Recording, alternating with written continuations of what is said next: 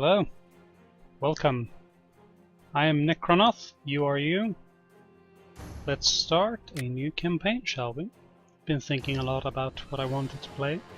I came up with something. You probably noticed the thumbnail of this video, but we are going to play as this nation right here, Prussia. The intent here is to first and foremost reform the Romuvan religion. Step 2 is form a custom kingdom of Prussia, and then we will try and create a custom empire called the Holy Romuvan Empire. So it's not the Holy Roman Empire, because we're not Roman, but we will be an empire and we will be holy upon ourselves. Unto ourselves, I think is the correct term here. So this might be a slightly hard start. The easiest way to create to reform Romuva is to start as Lithuania, because you own all these three, and the leader of Lithuania is pretty strong in the beginning. You have one vassal. As Prussia, you can start as either the vassal to the Duke or the Duke itself, with his capital in Marienburg. We will start as Duke of Prussia. We will be a High Chief because we are Prussian, so we are a Slavic religion, which is interesting because Prussians from this area here historically are usually called Germans. But I guess they started as Slavic people. I don't really know. It's ancient history by now. Just gonna set up my timer. This episode might be a little bit longer than usual, but here we go. Let's start here. Let's load up Aztec invasion off, devil worshippers none, blah blah blah. I have 2 presets. I don't know. Let's go with this, I guess. Just everything on historical so far, and I don't have defensive pacts on, and I don't have Shattered Retreat on, because that kills me. I hate those things. It's just anti-fun. Prussia! Here we go. Start Iron Man. Loading game, and we are off. Now, as I said, it's really hit or miss, so there might be some restarts here, because the stats here are randomized. We are a very good character. I mean, we're not really a good character, but we will be a good character, because there is this is different from my Yemen playthrough, because we play as a tribe. We are a tribal nation, so things are different for us. Our main infantry troop is light infantry and archers. We only have a very small amount of heavy infantry, and I don't think we have any cavalry whatsoever. The mechanics are totally different because we are tribal, and we have to reform our government type into either feudal or a merchant republic. We will form a feudal kingdom. Just because we can, really. Here we go.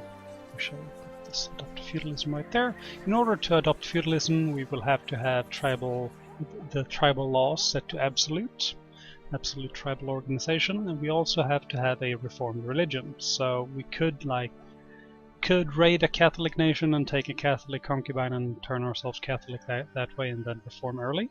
But we will form Romuva into the new Romuva religion. So it's gonna be good. It's the reformed religion.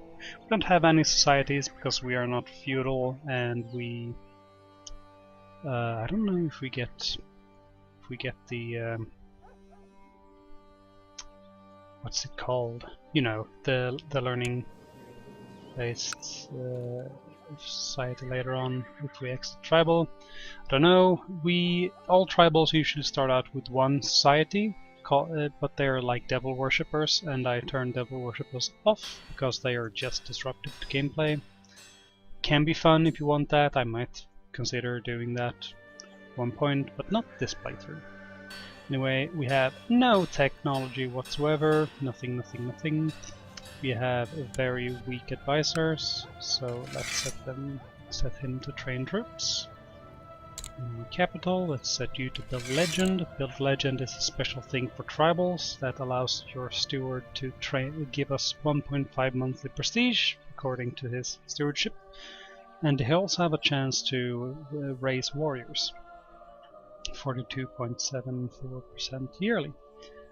You, my spy master, shall just go down here and study technology in Thrace. And the diviner, we have no one better? No one really? Or we shall build zeal.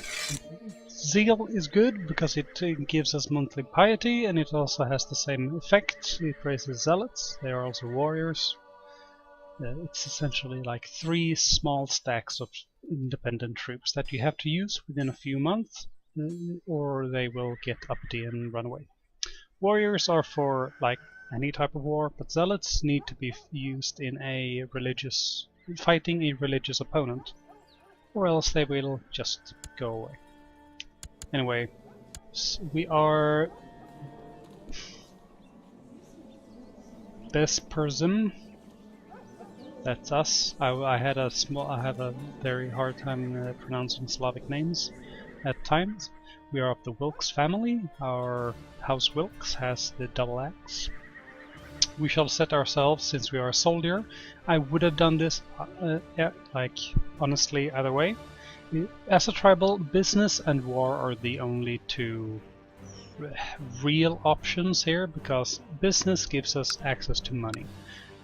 Tribes don't really need money because we upgrade our tribal holding with prestige, but you really need a lot of money in the beginning, because in order to make ourselves into a tribal kingdom we need to upgrade the Earth Hill Fort to max, which will cost us roughly 400 gold.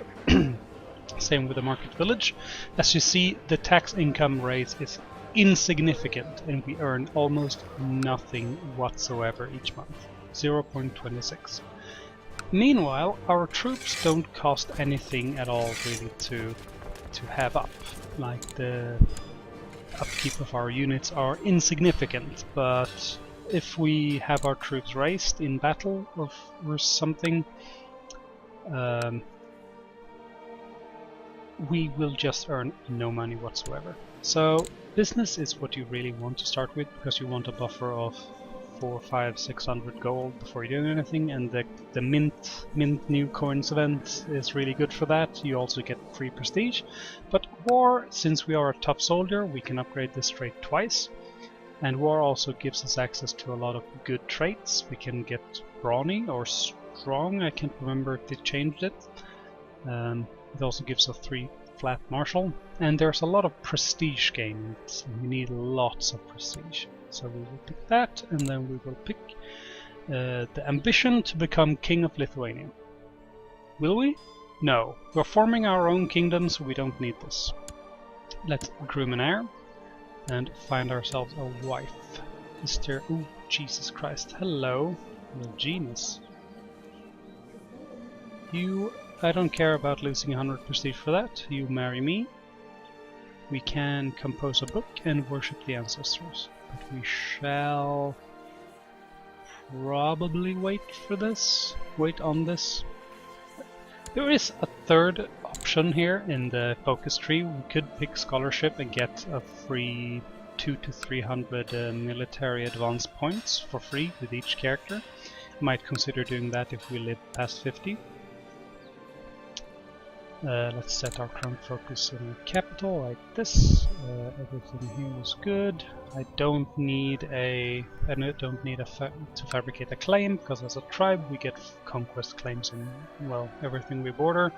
We will lose all titles on succession because you have no heir, we have no family. We start out as just a fresh man from a fresh family, newly made.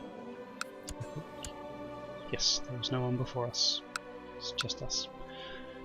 Anyway, let's see here. No air. Nope. We could compose a book, and I would do that, but our traits are complete trash, so I would probably wait to make a martial book until we get to 15 martial. Or 16, I can't remember the threshold. We should, though, worship the ancestors. I will ask them to guide my sword in battle. Now, as a pagan, as the Slavs and the Suminus go up here, you have that option to worship the ancestors, and you can essentially just chop off a limb, or like you can chop off a leg, a hand, stick out an eye, chop your face off, and offer it to the ancestors. And some people like to do that. I know a friend who does that a lot. But it just kills you so fast, so because infections are deadly. I don't want to do that. Anyway, we start with a vassal. He's pretty friendly with us. He's our chancellor. Yep, he would have been a better spy master, but it doesn't matter. I would like to take this land from him, so I kinda want him to do something stupid. Agnatic elective cavalcade. Ooh, I don't like elective. I would probably pick normal cavalcade, but we can't do that because... Oh, I see. We can't do it because they've changed this. I thought all pagans started with normal cavalcade, but they changed that. Everyone in Ireland starts with that because they are a tribe, but they are Christian, so they are a reformed religion. Anyway, we shall press this button immediately, so we get agnatic cognatic. If we have no eligible male heir, our daughters can also inherit, so that's good. Other than that, these doesn't matter to us because the only holding we have in our capital is our tribe and nothing else. These are empty. We could build something in them, but the only thing we could build is another tribe and a temple. We can't build a second tribe because there can only be one. Every empty holding in the capital will, though, increase our total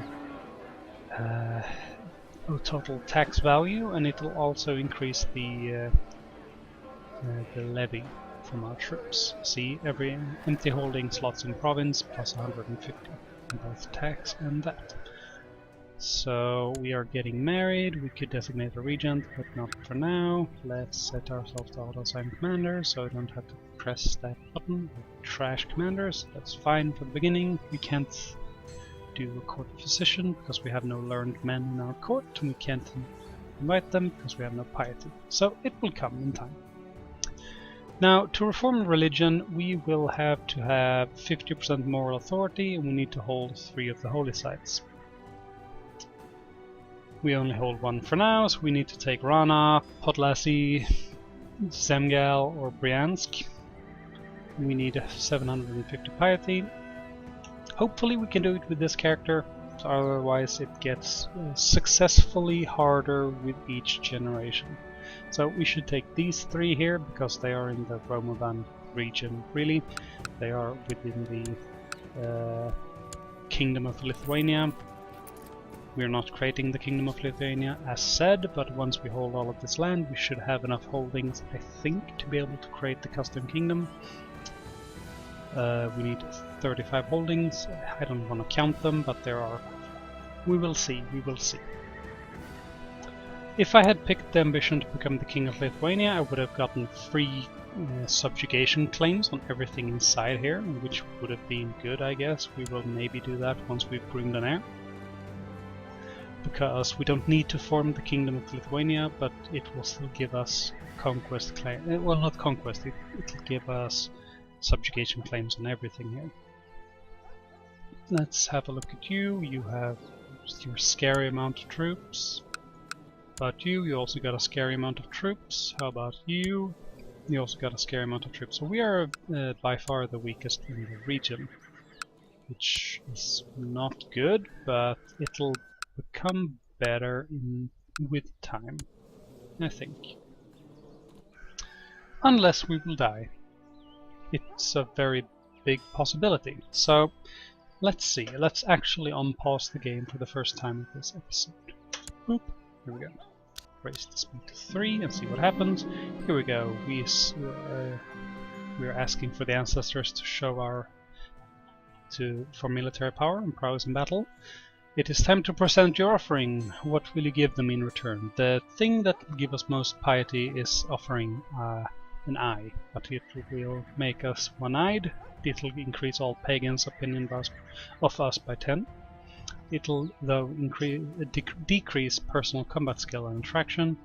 It'll also make us severely injured. It's not good, so I don't know. Maybe we will do it. Being one-eyed is not the it's not the worst. You lay down on the offering stone, bracing yourself for the ritual. Thankfully the evolved knife is sharp, and soon the stone is dark with your blood. Your agonized screams will surely have pleased the ancestors. Now all you can do is wait and hope. May the ancestors bestow their blessing on you. Give some piety. And we lost our eyes. Now we have this sick-ass scar. We are getting married. Sure, take the money. And then we should pick a patron deity.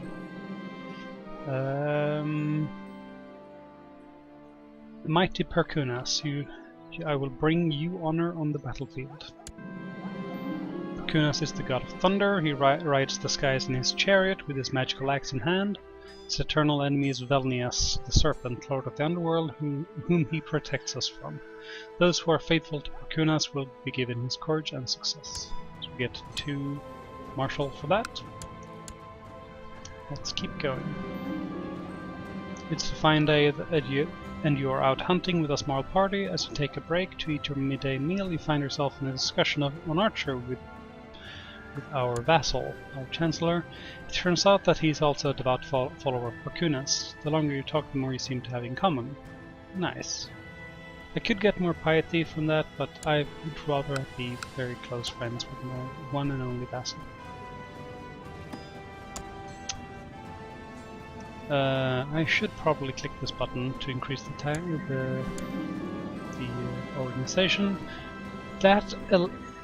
Just getting from minimum to low is an option I can decide on myself. I could have not clicked that button and decided everything else forever, and only had me vote for it, because I would have all the saying power. But clicking this enables the council. So now every time I want to vote on something, the council will have to vote with me.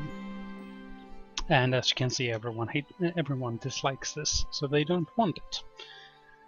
I've recently noticed that one of my soldiers, Dagonis, is something else to say the least. He outmaneuvers warriors with twice his experience in the sparring ring on a regular basis. Perhaps I can find him a new position. He's a loyal servant. Oh, Jesus Christ, you're amazing! You get out, you're the new commander. Should probably make him a marshal, but yeah, who cares? How are you doing? We're doing fine. Fighting tribes is different, because when you declare war on someone, he does not get a levy from all his vassals. He will just call them into battle, so they will use their full army levy against you. So this guy has a solo levy of 1100 troops, but when you fight him, you also have to take in consideration this guy will bring 800 troops and this guy will bring 400 troops with him. So we're essentially fighting 2000 troops there. Oh, this guy doesn't start as his vassal, I see. Okay. So the easiest thing to fight here would probably be to take this land right here, because it all belongs to him. He's very powerful, but together with my vassal here, we have 1600 troops, 1700 troops alone. Let's have a baby first before we even decide to do that then. You have no pacts. What if I were to declare war on you? I could border dispute for the province next to me. I could also subjugate him. I am now scarred instead of severely injured, which is perfect. If I were to do this, I would simply take his title and he would become a vassal. I wouldn't want to do that, I would want to have his land.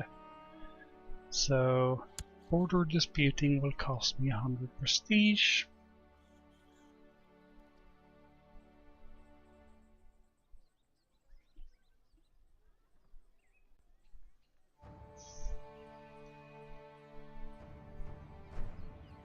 Penalties are fairly high because we declared an unjust war. I see. Maybe we do need to. No. I think the best course of action would be to declare subjugation on this guy. Because if we subjugate him, we take his title and vassalize all of his vassals under me. I've received a request for additional funds from my spymaster. Sure, it's 1 gold. It's based on something, I can't remember. It's your yearly income, something or the other. Since we are just a duke, we could technically go and search for a blacksmith, because since we are a tribal, the cost for the blacksmith will be like insignificant, because it's 4 or 5 yearly incomes, and our yearly income is trivial at this point. So nothing really much happens at the beginning. As I've said, it's very hit and miss what happens. I would probably want to... oh shit.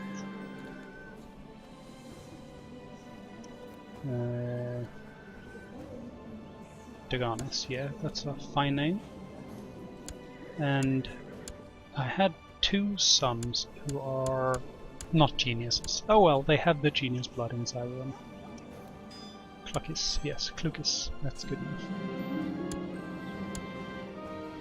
Doesn't really matter who inherits, we get a guard dog, nice. I could, since I'm a duke, I have no one else but me who votes, I think. Oh no. My other vassal will also vote, okay, but my vote weighs heavier, I think. So we will abstain from voting until the day comes that we have to pick. I will pick unyielding, sure.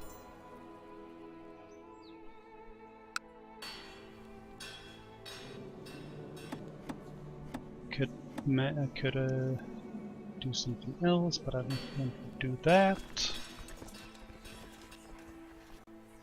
Could get some... invite a holy man, and I might do that. He's not what I asked for. How about you?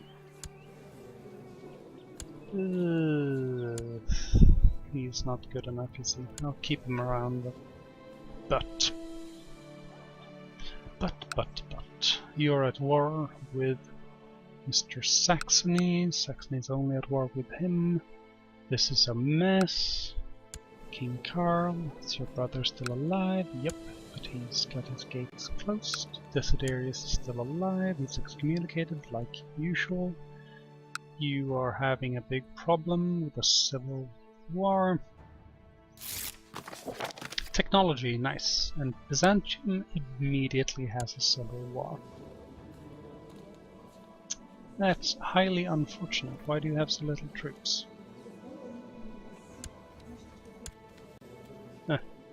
It doesn't matter. Anyway, that's the end of this episode, guys. Thank you so much for watching, and I'll see you next time.